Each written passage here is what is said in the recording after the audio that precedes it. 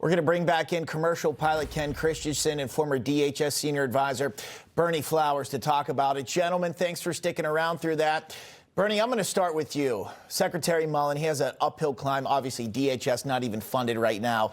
Total chaos at the airports here. So how does he get the train back on the tracks, so to speak? And how long does that going to take? How long would that be, do you think, once funding is even approved? Well, he's got a tough road ahead of him. But this guy, remember, he's been a congressman for 10 years. He's been a successful business owner for many, many years before that. So we're not talking about someone who's inexperienced. How long this is going to take, you don't know. He's got things in front of him that are somewhat unprecedented. But one thing I can be sure to tell you is he'll be a quiet professional and he'll keep DHS out of the news unless they absolutely have to be. That'll be different than his predecessor.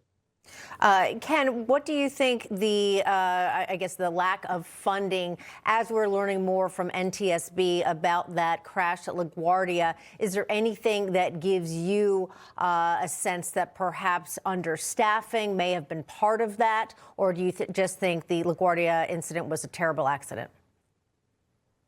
I believe the LaGuardia incident was a terrible accident. TSA really has nothing to do with the air traffic control situation and the accident that happened. But FAA staffing now, that's a little different. FAA staffing, and they've been terribly understaffed for quite a few years.